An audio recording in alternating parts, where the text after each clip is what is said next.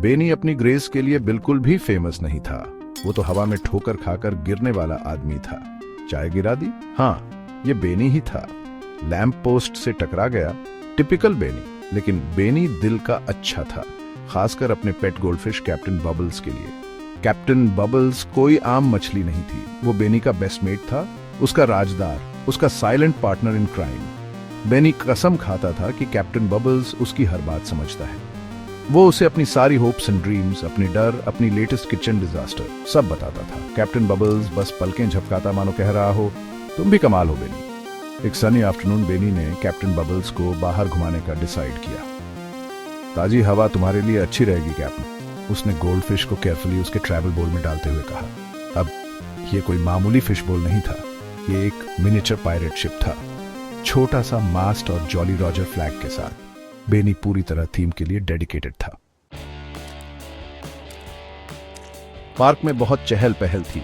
बच्चे टैग खेल रहे थे, कुत्ते स्क्विरल्स के पीछे भाग रहे थे और पिजन्स बस पिजन्स वाली हरकतें कर रहे थे। बेनी को डक पॉन्ड के पास एक शेडी ओक ट्री के नीचे अच्छी जगह मिल गई। क्या लगता है कैप्टन, अच्छा है ना? उसने बोल को थोड़ा घुमाते हुए पूछा। कैप्टन बबल्स हमेशा की तरह शांत मछली, बस पलकें झपकाता रहा।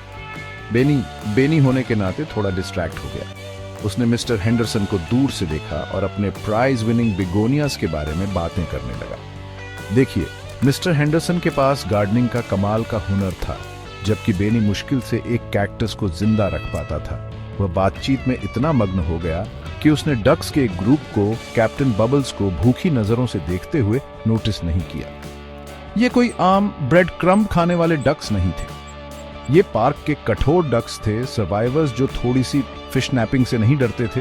कुछ अच्छी तरह से किए गए फ्लैप्स और कुछ एग्रेसिव क्वैकिंग के साथ उन्होंने अपना अटैक शुरू कर दिया। लीडर, एक पर्टिकुलरली बड़ा डक जिसका एक फेदर बाहर निकला हुआ था, उसने बोल को अपनी चोंच से नर्ज किया। ये पॉन्ड के किनारे पर प्रिकेरियसली टीटर कर रहा था। और फिर ये हुआ, कटोरा गिर गया।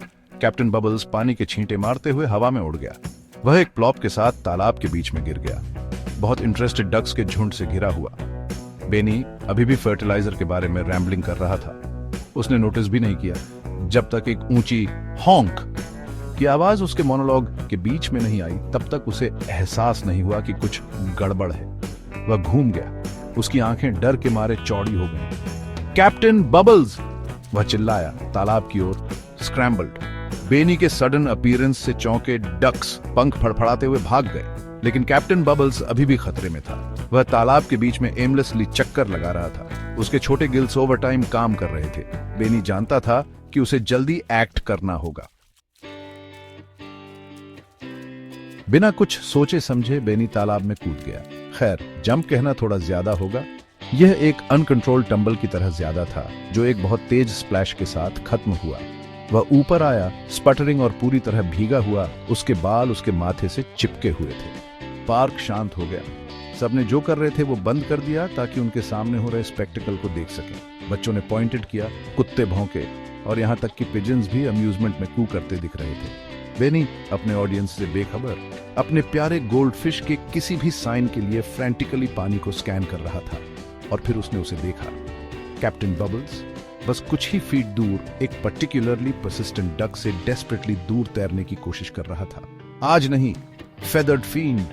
बेनी दहाड़ा, सरप्राइजिंग एजिलिटी के साथ आगे की ओर लंजिंग। उसने कैप्टन बबल्स को अपने हाथों में स्कूप्ड किया और उसे पास रखा। मिल गया कैप्टन, ही विस्पर्ड। रिलीफ उसके चेहरे पर छा गई। वह तालाब से बाहर निकला, ड्रिपिंग वेट लेकिन ट्रायम्फेंट। कैप्टन बबल्स उसके कप्ड हैंड्स में सेफ एंड साउंड था। पार्क तालियों से गूंज उठा। बेनी, क्लमजी हीरो, ने दिन बचा लिया था।